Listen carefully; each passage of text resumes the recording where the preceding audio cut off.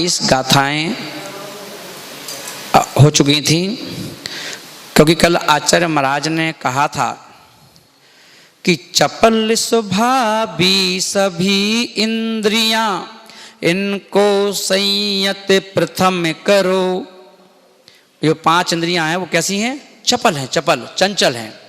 तो बोले कि चपल स्वभावी सभी इंद्रियां, इनको संयत प्रथम करो, और मनोयोग से मन माना मन। ये कैसा है मन? मन माना, कि मनोयोग से मन माना मन को भी मंत्रित तुरंत करो। अपने स्थित हो अपने को, अपने में स्थित हो अपने को, अपने में स्थित हो अपने को, अपनेपन से आप तथा ध्याओ अपने आप भला, फिर ताप मिटे संताप व्यथा। कि बोले जब हम ऐसा ध्यान, आत्मा का ध्यान, आत्मा में बैठकर आत्मा के द्वारा करते हैं, तो हमारे सारी दुख तकलीफें, सभी प्रकार की पीड़ाएं हमारी समाप्त हो जाती हैं। ये बात यहाँ पर कही थी। अब आगे आज अगली गाथा महाराज भन बोल रहे हैं।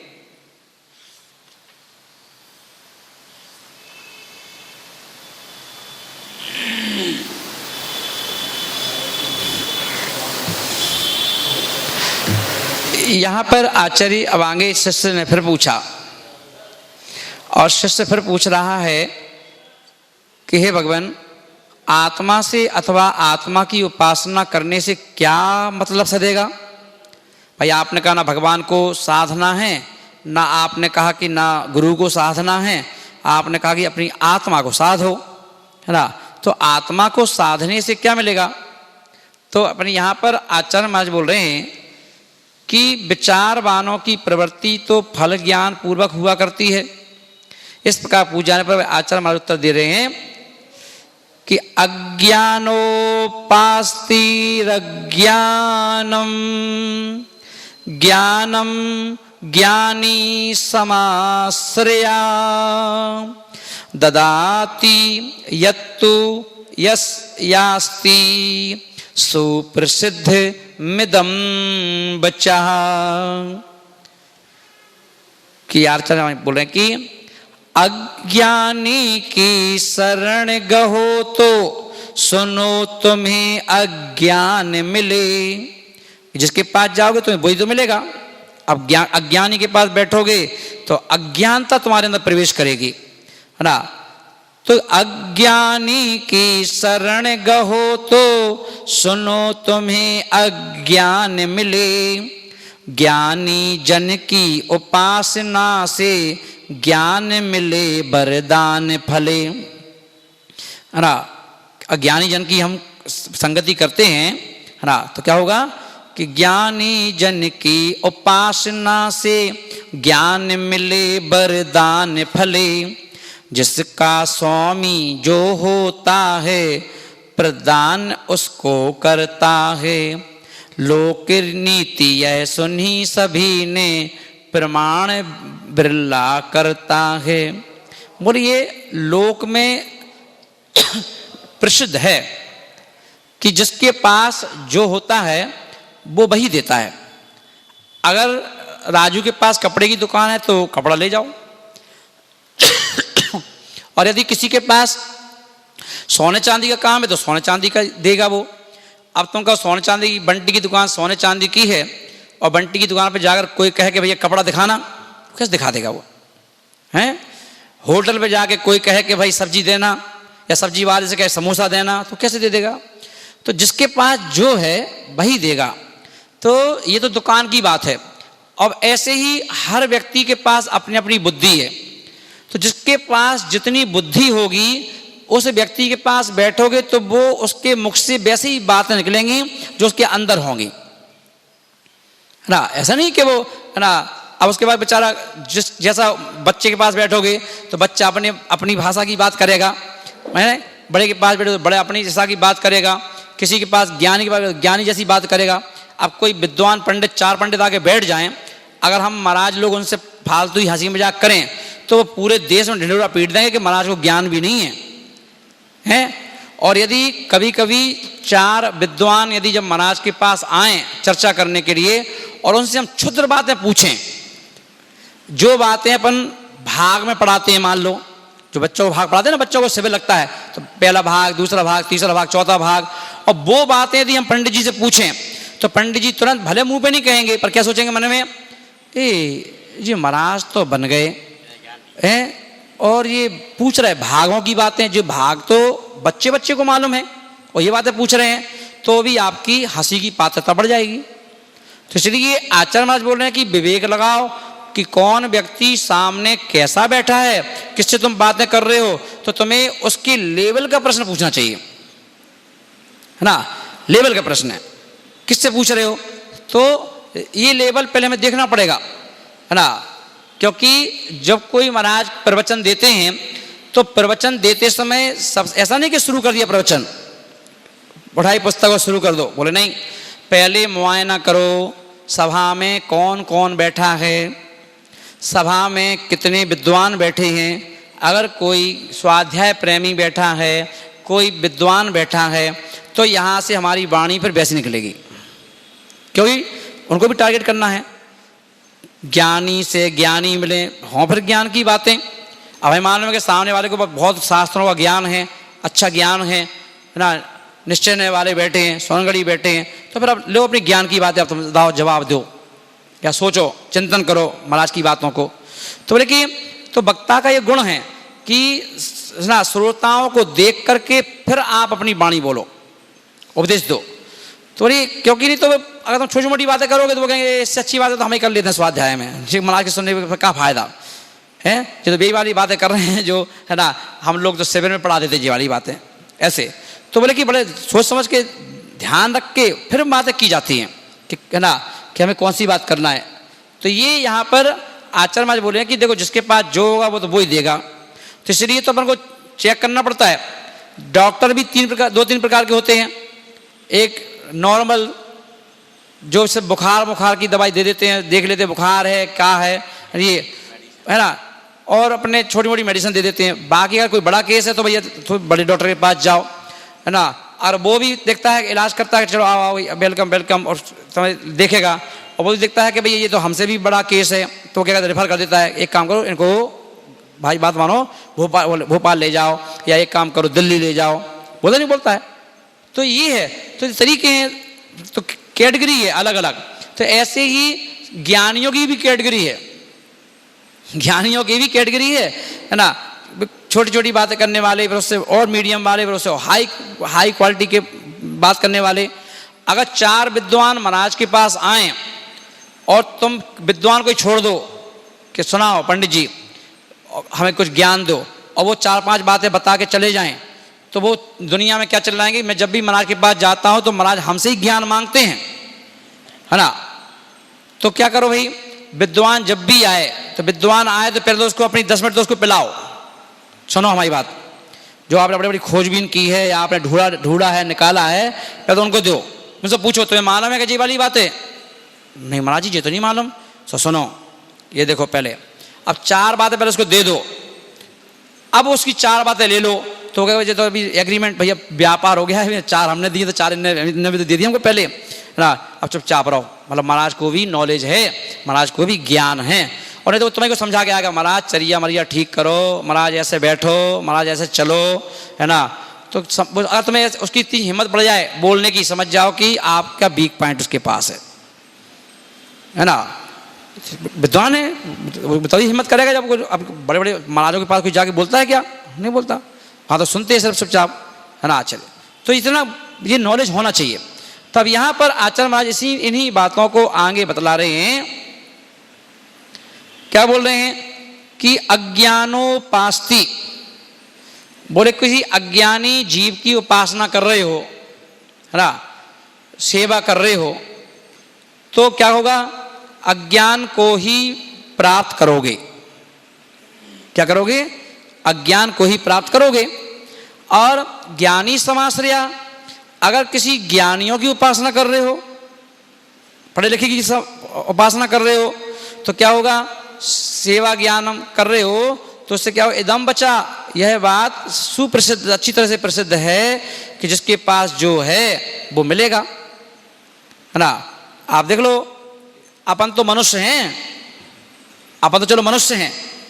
उदाहरण के तौर पे अपन समझो कि कोई व्यक्ति 2 तोते लाया बाजार से खरीद के, मिट्ठू हैं, और एक तोते को जहाँ पे आप लोग सभी का वेलकम करते हो कि आइए सर, आइए आइए बैठिए, है ना, एक को वहाँ बांध दो पिंजरे में और टांग दो, और एक को टांग दो वहाँ पर जहाँ पर लोग गाली गलौज करते हैं, होटल है, लोग जहाँ पे खेलते मिलते रहते हैं, वहाँ रख दो, है ना उसको।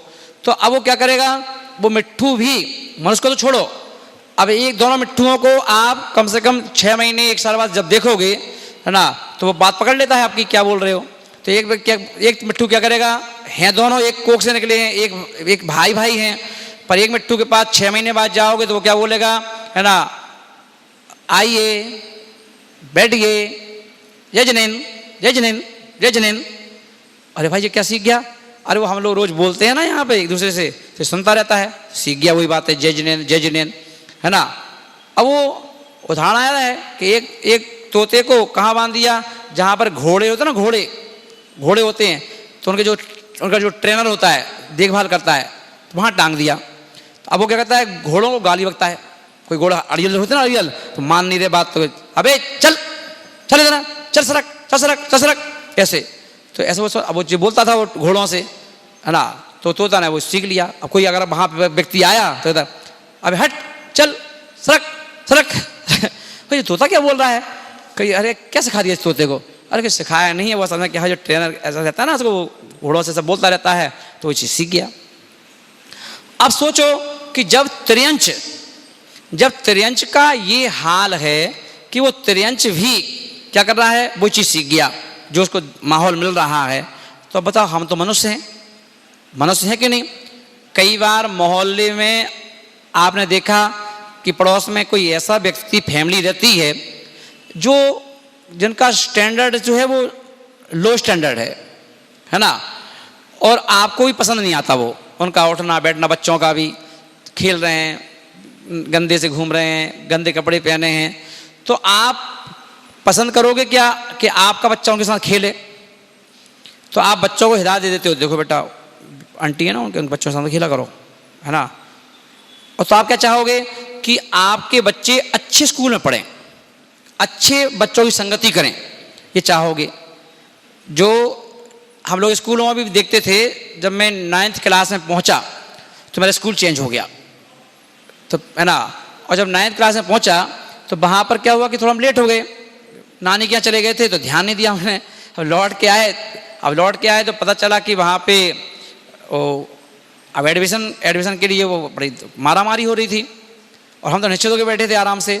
तो वहाँ पे बोले कि भाई section A, section B, section C, है ना, तो बोले कि एडमिशन हो गया। हम बड़े खुश हो गए, एडमिशन हो गया कि हाँ।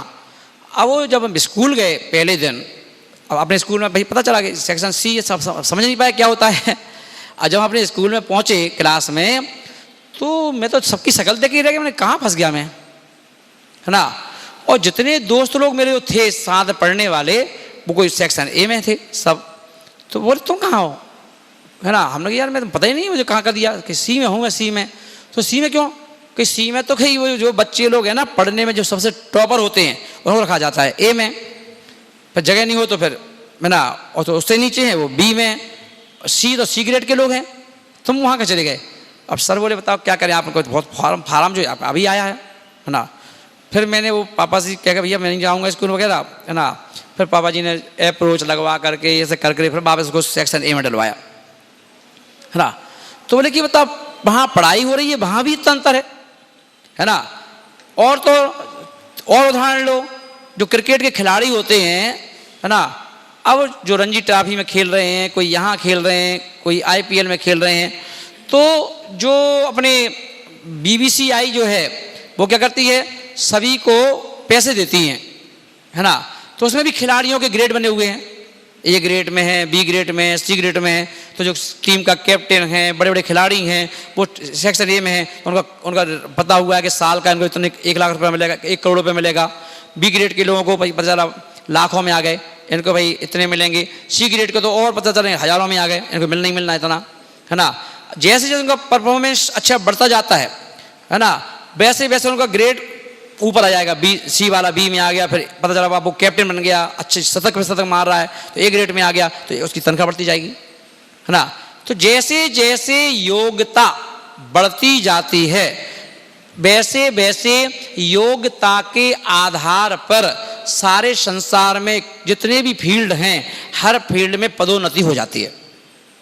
काम को देखकर तनख्वाह बढ़ जाती है, सैलरी बढ़ जाती है कि भाई चलो भाई इनकी सैलरी अभी इतनी थी, अब तुम्हारी सैलरी इतनी, है ना।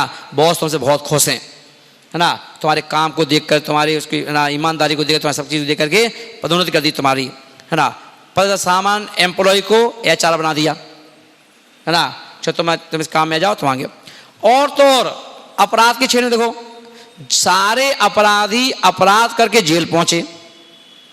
जब हम लोग जेल में प्रवचन करने के लिए गए, है ना, तो जेल में हमने क्या देखा कि जेल में प्रवचन जब करने गए तो वहां पर देखा कि पुलिस तो आराम से बैठी रहती है ना। तो कैदियों को व्यवस्थित करने के लिए कैदी ही काम कर रहे हैं। तो सब डंडे डंडे हाथ में लेके और चल बैठ जा, बैठ अच्छे से बैठ, सड़क ऐसे बैठो। तो मैंने कहा जी तो कौन चिल्ला रही है, तो कैदी ही है। तो बोले हाँ महाराज जी।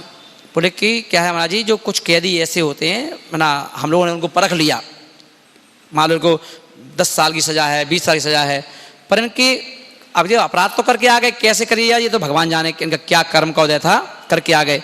मगर ये जेल में भी रहती हैं तो बड़े अच्छे रहते हैं, रोज़ पूजा पाठ करेंगे, है ना, फालतू लोगों की तरह हंसी मजाक नहीं करते हैं, फालतू लोगों की तरह उल्टे सीधे काम नहीं करते हैं, इन्हें कोई से मतलब नहीं है। तो इनको क्या है कि ड्यूटी दे दी कि अब तुम्हें इनको संभालना है ना। 100 लोग हैं, तुम्हें संभालना है, 50 लोग इनको संभालना है। तो पुलिस तो आराम से बैठी है, और वो क्या कहते हैं, वो कैदी संभाल लेते हैं उनको, चलो। और कैदियों का इतना वर्चस्व होता है कि वो सारे कैदी डरते हैं उनसे, या बैठ जाओ, इनकी बात मानो।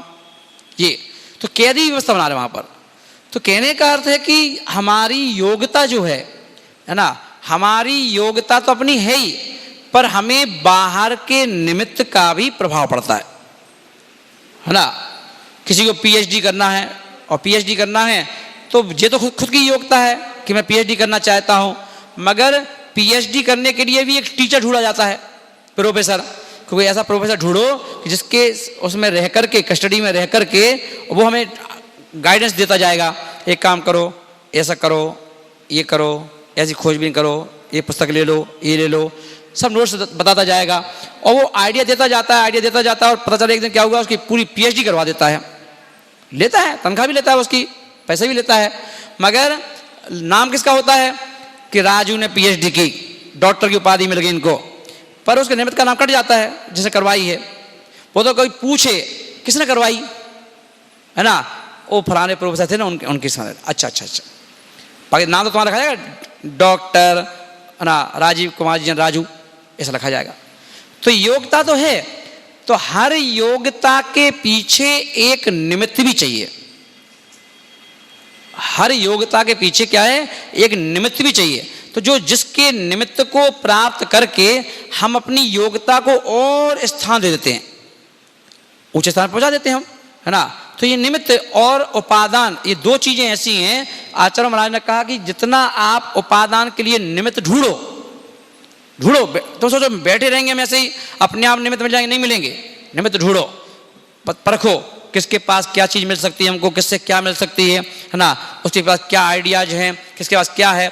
हम लोग कभी कभी महाराज होकर के भी, कई बार क्या होता है कि जैसे कभी कभी जो होता है ना, कंपटीशन वगैरह होते हैं, हम लोग बैठे हैं और कोई व्यक्ति बोल रहा है ना, अब बोल रहा है तो जैसे अभी आगरा में चतुर्मास हुआ, मनोज बाकलीवाल जो वहाँ पर हैं, है ना, अब वो उनके लिए हैं, वो आगरा के, पर उनको बड़े बड़े महाराज, ख्याति प्राप्त महाराज, उनको स्पेशली क्यों बुलाते हैं, संचालन करने के लिए, है ना।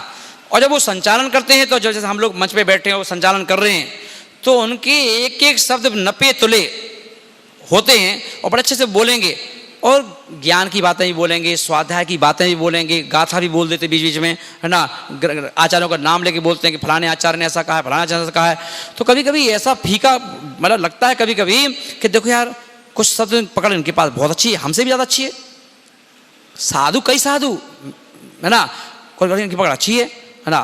तो अब क्या है, जो जिसको सीखना है या जिसको अपनी योग्यता को निखारना है, तो वो व्यक्ति क्या करता है कि जहाँ जहाँ भी निमित्त मिलते हैं उनको वॉच करता है। फिर मन में सोचता है कि बताओ, एक तो ये गृहस्थ है और कितना अच्छा बोल रहा है कि लोग प्रभावित हो जाते हैं, और एक मैं साधु हूँ और मैं साधु होकर के भी लोगों को प्रभावित नहीं कर पा रहा हूँ, या मेरे शब्द लोगों पर अटैक नहीं कर पा रहे हैं, तो क्या कारण है? कहीं ना कहीं मेरी कमी है। तो मुझे भी क्या करना चाहिए, इन जैसा बनना है। मन में सोच लो, उनसे नहीं कहना है कुछ, मन में सोच लो हम भी ऐसा करेंगे। अब ऐसा कैसे हो सकता है? ढूंढो, प्रैक्टिस करो, अभ्यास करो, चर्चा करो, है ना। तो बोले कि अपने लेवल के लोगों से बैठ के बात करो। ये ध्यान रखना, अपन देखते हैं इंग्लिश सीखने के लिए सीखना तो जरूरी, मतलब इजीली है ना।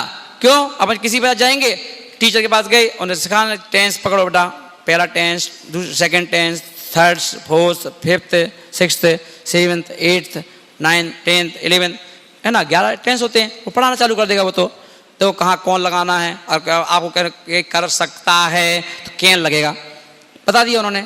अब ये बता तो दिया, पर अब ये चीज़ उन्होंने बता दी, पर अब तुम्हारे पास लर्न करने के लिए कोई है कि नहीं साथ में? वो टीचर ने बता दिया, अब तुम लर्न कैसे करोगे? तो लर्न करने के लिए एक व्यक्ति और चाहिए तुम्हें, दो व्यक्ति अगर पढ़ें एक साथ तो अब वो लर्न कर सकते हैं आपस में। अब लर्न करेंगे और लर्न नहीं करोगे तो कुछ नहीं होगा। देखते हैं आप, गाड़ियां चलाते हैं लोग वहाँ रोड पर, तो कई गाड़ियों के पीछे वो कागज चिपका देते हैं चमकना वाला, और एल लिख देते हैं, एल, है ना। तो पीछे जो आने वाली गाड़ियां हैं वो सिर्फ एल को देख के समझ जाती हैं कि जो आगे गाड़ी जा रही है इसमें व्यक्ति गाड़ी चलाने का हाथ साफ कर रहा है ना, अभी चलाना सीखा है, नया नया सीखा है, इसको क्या कहते हैं, उसको उस बच के निकल जाता है, उसको हॉर्न मारता बार बार, कभी घबरा जाए कुछ हो जाए, निकाल लेता धीरे से, क्योंकि सिर्फ एल लिखने से मात्र, है ना, कि वो भैया वो उसने संकेत कर दिया पीछे वालों को, इतना बड़ा एल बना दिया, इतना बड़ा एल क्यों बना दिया? अभी मैं लर्निंग में हूँ, वैसे ही कि नहीं, मैं लर्निंग में हूँ, है ना। अब लर्निंग में हूँ तो सामने वाला अपने आप तुमसे कुछ सवाल जवाब करेगा ही नहीं, है ना। तो ऐसे ही आप इंग्लिश सीख रहे हो तो लर्निंग में हो आप, है ना, लर्न करो किसी के साथ बैठ करके, कि सामने वाला कहे वो बात इंग्लिश में, फिर आप उसको हाँ अच्छा तुमने हिंदी में अच्छा ऐसा ऐसा बोला है तुमने, है ना, मैं तुमसे इंग्लिश में बोलूँगा, अब वो जवाब दे रहा है, तो लर्न होता रहेगा एक दूसरे को, आप करते रहोगे, इंग्लिश आपकी पक्की हो जाएगी। तो हर फील्ड में लर्न चाहिए। सीए कंप्लीट करने के बाद भी व्यक्ति पहले सीनियर सीए के पास बैठता है, कहता अभी क्या कर रहे हैं कि अभ्यास, कितने साल, 2 साल से अभ्यास कर रहा हूँ, 3 साल से अभ्यास कर रहा हूँ, 4 साल से अभ्यास कर रहा हूँ। अब वो जब अभ्यास करता है तो 4 साल का अभ्यास बहुत जरूरी है, 3-4 साल का, जब जाके तुम अपनी खुद की ऑफिस खोल सकते हो, अपना काम कर सकते हो। और तो सामान कंपनियां जो हैं, MBA की है आपने, BCA की है, कुछ भी की है, वो तो तुम्हें डिग्री ले ली, पढ़ करके पढ़ा है और लिखा है और डिग्री मिल गई, कैसे मिली हम नहीं जानते, मगर उसके साथ अब आपको जब आप किसी भी कंपनी में अपने डॉक्यूमेंट्स लेके जाओगे जॉब करने के लिए, तो सबसे पहले ये पूछते हैं कि तो ठीक है आपने MBA की है, ये ठीक है आपने फलाना किया है, पर आपको एक्सपीरियंस है कि नहीं? आपको एक्सपीरियंस है?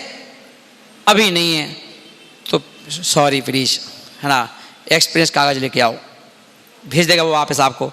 अब आप एक्सपीरियंस के लिए किसी कंपनी से मिलो, कंपनी से मिलना पड़ेगा, सर मैंने, है ना, MBA कर ली है, अब मैं ना मैं क्या करना चाहता हूँ, है ना, यहाँ बैठ के ट्रेनिंग लेना चाहिए, ट्रेनिंग। तो ट्रेनिंग में क्या होगा, कंपनी कहते ठीक है आ जाओ, फायदा से आ जाओ, 6 महीने की ट्रेनिंग। अब 6 महीने की ट्रेनिंग में जरूरी नहीं है कि आपको सैलरी मिले, क्योंकि कंपनी को जरूरत नहीं है, तुम्हें कंपनी की जरूरत है। तो कंपनी क्या कहती है, उसका पूरा फायदा उठाती, पूरा काम करवा लेती हैं और ना के बराबर पैसे देती हैं उसको, सिर्फ खर्चा पानी के लिए बस इतना दे देती हैं। मगर वो 6 महीने उसके लिए बहुत कीमती हैं, और 6 महीने उस व्यक्ति ने क्या किया, MBA करने के बावजूद भी कम पैसों में कम सैलरी में भी, और कभी कभी तो कोई कंपनी देती ही नहीं है ना, बिना सैलरी के 6 महीने 8 महीने निकालना पड़े। और 8 महीने के बाद उन्होंने फिर क्या किया, कंपनी ने अपनी कंपनी का कागज बना करके वो दे दिया उसको एक्सपीरियंस, है ना। अब वो 8 महीने की मेहनत जो आपने खोया ही खोया है, कुछ मिला तो है ही नहीं है, समय खोया कि नहीं खोया, पैसे भी नहीं मिले, समय भी दिया पूरा। अब 8 महीने वो शांति के साथ, अकड़ के नहीं, झुक के जो 8 महीने आपने दिए हैं वो एक्सपीरियंस है। अब वो कागज और आपने अपनी डिग्री के साथ लगा लिया, है ना।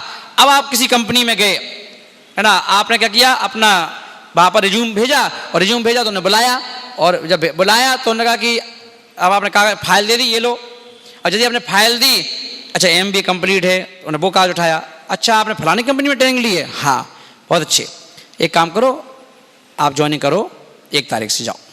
अब कुछ नहीं कहेगा वो, क्यों, कागज प्रमाण है कि आपने 6 महीने की 8 महीने की ट्रेनिंग ली है, इससे मिलेगा। तो सोचो, बिना जब हर ऐसी कौन सी फील्ड है जिसमें एक्सपीरियंस नहीं चाहिए हैं, और कोई कोच नहीं चाहिए, बताओ, हर चीज में कोच चाहिए, क्रिकेट में तो कोच, हर जगह कोच चाहिए, बिना कोच के आप आगे नहीं बढ़ सकते हो। इसलिए या तो आप अपने आप में परफेक्ट हो, परफेक्टनेस आपके अंदर होना चाहिए, है ना, कि आपको किसी की जरूरत नहीं है, आप अपने आप में, आपकी इतनी बुद्धि तेज चलती है कि आप, सामने वाला पूछता है कि आपने किससे सीखा, मैंने किसी से नहीं, अच्छा, पर आपका अपने आप पे पकड़ अच्छी है कि आपने बिना किसी के सहयोग के भी आपने इतना पहुंचा दिया अपने आप को, है ना। तो ये परफेक्टनेस बहुत कम लोगों में मिलती है। 1000 व्यक्तियों को छांटोगे तो एक कोई व्यक्ति मिलेगा ऐसा, है ना, जो परफेक्टनेस पूरी तरह से, है ना। बाकी तो सब क्या है, किसी ना किसी के सहयोग से ही आगे बढ़ेंगे, है ना। तो महानुभाव, यहाँ आचार्य महाराज का कहने का मतलब यही है कि आपको क्या करना है ना, लाइन तो पकड़ना है, पर पहले कोई एक्सपीरियंस होल्डर को पकड़ो, और वो भी देख के पकड़ो, है ना, कि जो आपसे लेवल में ऊंचा हो। नीचे लेवल को अपन क्या होता है, हम लोग अधिकांशता अपने से नीचे के लेवल को क्यों पकड़ते हैं, बताओ, एक कारण बताओ। अच्छा, हम लोग अपने से ऊंचे व्यक्ति की संगति करना क्यों नहीं चाहते, हम लोग अपने से नीचों की संगति करना क्यों चाहते हैं, बताओ कारण क्या है। तो उसका कारण ये है कि आप अपने, जो आपके पास गुण हैं, अब अगर आप अपने से ऊंचे गुणों, जो जिनका गुणों का लेवल ऊंचा है आपसे, यदि आप उनकी संगति करोगे तो आपका अहंकार में चोट लगती है। क्यों, जब अपने से बड़ों से किसी के साथ बैठोगे तो आपको झुकना पड़ेगा, नभना पड़ेगा, क्योंकि उसके अंदर गुण ज़्यादा हैं, है ना। तो वो आपसे कहेगा तुमने चीज़ पढ़ ली, ये लर्न कर ली, ये कर लिया, तो बेइज्जती सी लगेगी, यार बताओ, जो टोकता रहता है सारा, बार बार टोकता रहता है है। पर जो है तो वो तो, जब उसके अंदर है तो है, उसको क्या दिक्कत है, वो बार बार टोकेगा, तो वो हमें गुस्सा आता है अंदर से। अब उसको कह सकते नहीं कुछ हम, तो बहाने बना के हमें नहीं जा रहे हैं, हमें नहीं जाना है। तो अब क्या करें, तो किसी संगति करना चाहते हो, अपने से नीचों की, अपने से नीचे की संगति करने से क्या फायदा है, हमारा अहंकार पुष्ट होगा, हमारा अहंकार पुष्ट हो जाएगा, क्योंकि हमसे नीचे वाला है तो उसको हम कहेंगे ये चल, ये कर, चल ऐसा कर, चल वैसा कर, और वो भी बेचारा तुमसे नीचे तो है ही, वो सुनेगा हाँ ठीक है, और अपन खुश हो गए, देखो मैं हुक्म चला रहा हूँ, पर जनमाणी माता कहती है कि हुक्म तो चला रहे हो, पर किस पे, अरे ऐसी योग्यता हासिल करो कि हुक्म चलाओ बड़े बड़ों पर, और लोग तुम्हारी योग्यता को देख करके अच्छे बड़े बड़े नतमस्तक हो जाएं कि मान गए उस्ताद आपके अंदर आपकी क्या कला है। छोटों पे राज किया तो क्या किया, छोटों पे राज किया तो क्या किया, छोटों में गुण ही नहीं है, वो तो अब गुण ही है, उनका लेवल ही नहीं है कुछ। उनके साथ तो अगर तुम बैठ के निकल जाओ या बाजार से निकल जाओ तो तुम्हारी बेइज्जती और हो जाए, देखने वाले जी और कहेंगे देखो एक जी देखो किसके साथ घूम रहे, बताओ इनकी संगति देखो किसके साथ घूम रही है ना, बताओ। तो आचरण बोलने की संगति देखो, आप किसके साथ बैठे हो, किसके साथ आप खाना पीना खा रहे हो, किसके साथ आप घूमने जा रहे हो। तो घर के माता पिता भी से कहो कि मैं टूर पे जाना चाहता हूं, किसके साथ? अब नाम बताओ। अगर आपने अपने परिवार से ऊंचे लोगों का नाम बता दिया कि हम उनके साथ जा रहे हैं, तो मम्मी पापा कहते अच्छा उनके साथ जा रहे हो हैं, ठीक है चले जाओ। और अगर आपने बताया कि फलाने के साथ जा रहे हैं हम, कौन के साथ? अरे उनके साथ जिनकी कोई इज्जत ही नहीं है, हैं जिनका कोई चारत है ना कुछ कछू ना गुण है, उनके साथ जा रहे हो हैं, कल कितने साले भी फंसे तो फंसे, तुम्हें और फंसवा देंगे, हट उनके साथ नहीं जाना है। लो क्या हुआ? ऐसे ही सुनना पड़ेगा तुम्हें, है ना? क्यों? आपने संगति किसकी की? नीचे लोगों की। इसलिए आचार्य महाराज ने बार बार ये बात ठोक के कह दी, संगति सर्व आर्य, संगति हमेशा आर्य पुरुषों की करना चाहिए जो गुणों में बड़े हों। तो जिनके पास बैठोगे तो तुम्हें क्या होगा? कुछ सीखने को भी मिलेगा, कुछ तुम्हें प्राप्त होगा, है ना? तो झुकना तो पड़ेगा, अपने अहंकार को टांग दो कुछ देर के लिए, क्या दिक्कत है, हैं? तो ये तो मिलेगा, चलो दो। तो ये बात यहाँ पर आचार्य महाराज ने कही कि अज्ञानी के पास बैठोगे तो अज्ञानीता आएगी, ज्ञानी के पास बैठोगे तो ज्ञान आएगा। ये अब तुम्हें एज यू लाइक, क्या तुम्हारी मर्जी है, बताओ क्या चाहते हो? ज्ञान से मंडित करना चाहते हो अपने आप को, है ना, या अज्ञानता से खंडित करना चाहते हो? क्या करना चाहते हो? तो ये फैसला कोई दूसरा नहीं करेगा, ये फैसला हमें खुद करना है। अगर कोई से तुम कहो कि हम, है ना, पार्टनरशिप कर रहे हैं, किसके साथ? अंबानी के साथ। क्या किस्मत पाई तुमने यार, अंबानी के साथ कर रहे हो? हाँ अंबानी के साथ। कोई मना करेगा क्या संसार में कि तुम उसके साथ मत करो, हैं? अरे भैया वो तो भागता हुआ घोड़ा है, तो उस पर बैठ रहे हो तो नियम से तुम्हें सफलता मिलना है, कोई दिक्कत ही नहीं है, और अप्रोच उसकी है ही, है ना, तो काम ही काम हो जाएगा, हैं? और तुम कोई से कहो कि हम कहना संगति कर रहे हैं, है ना, उसके साथ पार्टनरशिप कर रहे हैं, किसके साथ हैं? किसके साथ कर रहे हो, है ना? कि फलाना व्यक्ति के साथ कर रहे हैं, वो अभी क्या ना 5-6 साल से उसके 5-6 काम फेल हो गए, है ना, उस वो कर रहे हैं पार्टनरशिप। तो कहेंगे भाई साहब जो व्यक्ति खुद ही फेल हो गया 5 बार, तो उसकी संगति करोगे तो डूबोगे, हैं? मतलब डूबते हुए व्यक्ति की संगति करोगे, जो, है ना, वो डूबे तो वो तुम्हें भी ले डूबेगा, हैं? फालतू में भैया ऐसे नहीं, रहने दो। क्या करो? कहा जाता है उगते हुए सूरज को सब सलाम ठोकते हैं। किसको ठोकते हैं? उगते हुए सूरज को, है ना, जिसका सूरज ऊंचाइयों पर है, उदय हो गया है, उसे सब नमस्कार करते हैं। तो हमारे 3 लोक के नाथ कौन है? उगते हुए सूरज, उदय, हमें उदय रहता है, उनकी संगति। तो इसलिए हमसे कहा गया कि हे विहर सागर जी महाराज, संगति करना तो उस सूर्य की करो जो सूर्य कभी डूबता नहीं है, वो है अरहंत परमेष्ठी, है ना, उनकी संगति करो, उनके गुणों पर नजर रखो कि हमें दुनिया में कोई से प्रभावित नहीं है, हम तो प्रभावित होकर घर से निकले हैं तो अरहंत परमेष्ठी को देख के निकले हैं, हमें उनके गुण चाहिए, उन जैसे गुणवान बनना है, और उसके लिए हम ये पुण्य इकट्ठा कर रहे हैं। किसके लिए पुण्य इकट्ठा कर रहे हैं? अरहंत बनने के लिए। क्यों? क्योंकि मैंने जनवाणी में पढ़ा है कि पुण्य फला अरहंता, कि पुण्य का फल ही अरहंत पद की प्राप्ति कराता है। तो इसलिए मैं ये सारा पुण्य इकट्ठा कर रहा हूं अरहंत पद बनने के लिए, क्योंकि हमें मालूम है कि अरहंत कभी संसार में नहीं आते हैं। जो एक बार अरहंत बन गया वो नियम से सिद्ध बनेगा ही, है ना। मुनि महाराज बनकर के हम 9 ग्रेवक जाकर के भी वापस नीचे आ सकते हैं, पर कोई भी अरहंत बन के नीचे नहीं आ सकता, क्योंकि जो अरहंत बन गया है वो नियम से सिद्ध ही बनेगा। तो हम तो उनकी संगति करेंगे ना, कि जो खुद अभी ऊपर है तो हैं ही, और ऊपर जाएंगे, उत्तरोत्तर ऊपर ही जाएंगे, उनकी संगति करेंगे हम। जिसको खतरा हो गया ये नीचे भी आ सकता है, तो हमें भी आना पड़ेगा नीचे, तो हम तो अरहंत की सिद्धि किसी करेंगे, हम अरहंत की, कि हमें मालूम है कि अरहंत हैं अभी, तो अरहंत हैं, और अरहंत नियम से सिद्ध बनते हैं, तो सिद्धालय में जाएंगे, सिद्धालय से ऊंची कोई जगह है नहीं है, तो इसलिए अरहंत को पकड़ लो। जो मंदिर अपन जाते हैं ना, क्यों जाते हैं? अरहंत को पकड़ने जाते हैं, उनके गुणों की प्राप्ति के लिए। पर अपन की अज्ञानता यही है कि हम उनके पास जाकर के भी सिर्फ क्या करते हो, पूजा पाठ करके भाग जाते हो। उनके गुणों पर कभी हम ध्यान नहीं देते कि उनके गुण क्या हैं। शांतिनाथ भगवान का नसिया में यदि अभिषेक कर रहे हो तो पहले भगवान को बताओ क्यों कर रहे हो अभिषेक, क्यों कर रहे हो।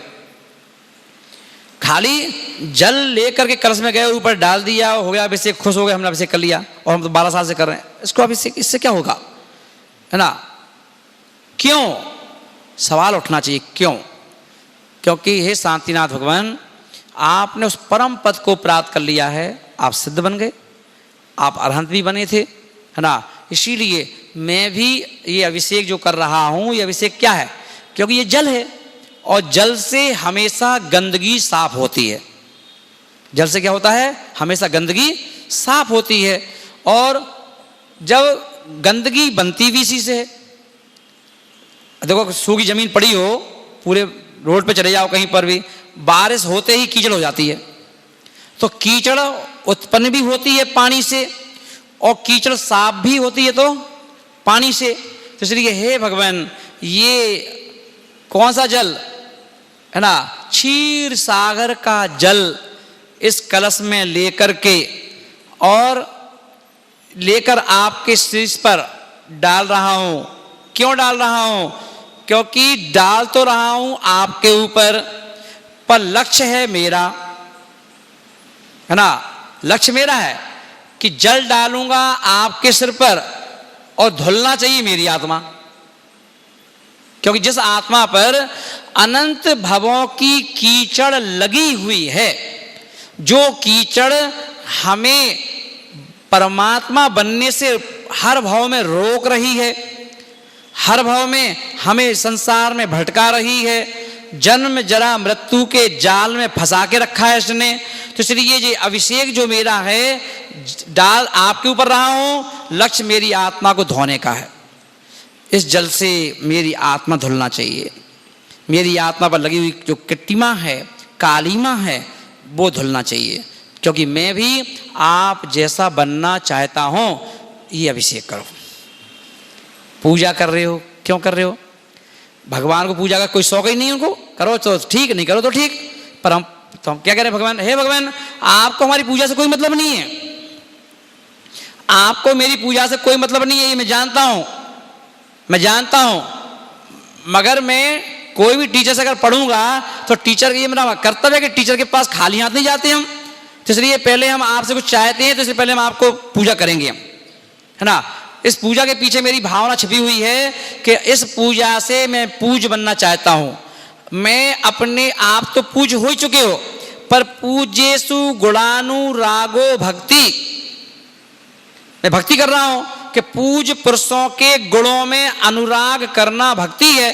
तो मैं जो अनुराग है ना, बोलो अनुराग, आप उसको तोड़ दो बीच में से, बोलो अनु और राग है।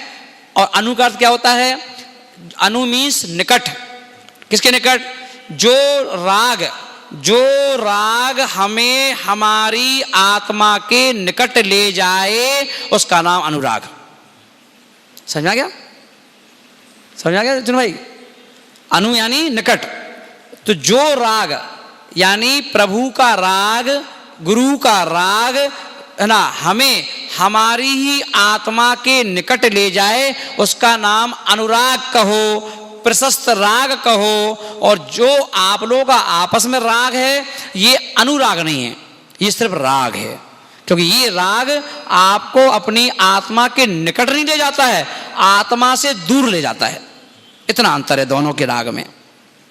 सांसारिक राग आत्मा से दूर ले जाता है और देवशास्त्र गुरु का राग आत्मा के निकट ले जाता है। इसलिए हे भगवान, मुझे अनुराग है और उस अनुराग के बस हो करके मैं सुगंधित अष्ट द्रव्य से आपकी पूजा कर रहा हूं कि पूजा करूंगा आपकी और पूजता लाऊंगा अपने अंदर। पूजा करके पूजता लाना चाहता हूं, पूजता, है ना। तो जितने लोगों ने किए, आदिनाथ भगवान ने आहार दिया कि नहीं दिया मुनिराज को, और उनके आहार देने के कारण से पति पत्नी दोनों ने आहार दिया, है ना। गए थे टूर पे घूमने के लिए और वहां मुनिराज आए तो उनको आहार दिया, और आहार दिया तो बताओ तीर्थंकरों ने भी ये क्रियाएं की हैं। तो और क्रिया के पीछे क्या था? बंदे तद्गुण लब्ध है कि मैं आहार दे रहा हूं, ऐसा खुश होकर मत दो, आहार दे आया, आहार दे आया, मैं फलाने महाराज जी को कितनी बार आहार दे चुका। नहीं, शुद्धि बोलते ना, अपना शुद्धि। हे स्वामिन, मन शुद्धि, वचन शुद्धि, काय शुद्धि, आहार जल शुद्ध है। हे मुनिराज, बंदे तद्गुण लब्धे की भावना से मैं भी कभी आपकी तरह अपने हाथों में आपकी तरह आहार लूं, इसीलिए मेरे हाथों से आप अपनी अंजलि में आहार ग्रहण कीजिए।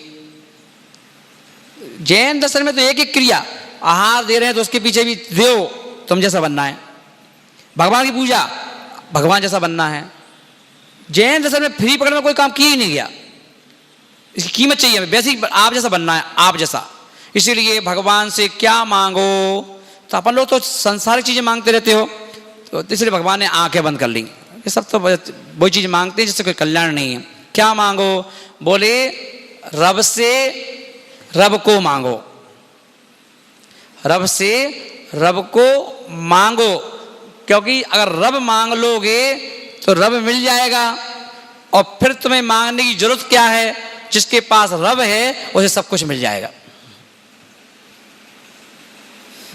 रब से रब को मांगो ना, रब से रब को मांगो, और जिसने रब मांगा उसे क्या होगा? रब मिल जाएगा। और जिसको रब मिल जाएगा, रब मीन्स ईश्वर, और जिसको रब मिल जाएगा उसको बिन मांगे ही सब कुछ मिल जाएगा। एक साधे सब सदे। इसलिए महान भाव हम सभी लोग पूज पाठ स्वामी महाराज की ये भावना हम जरूर समझेंगे कि अज्ञान से क्या बोलता, गाथा फिर से पढ़ लो एक बार, कि अज्ञानोपास्तिरज्ञानम ज्ञानम ज्ञानी समाश्रया ददाति यत्तु यस्यास्ति सुपेर्सिद्धिमिदं वचः। कि भैया ज्ञानी की संगति करो तो ज्ञान ले लो, अज्ञानी की संगति करो तो अज्ञान ले लो। क्या चाहिए है? एज यू लाइक, आपकी इच्छा है, बोलो महावीर भगवान की।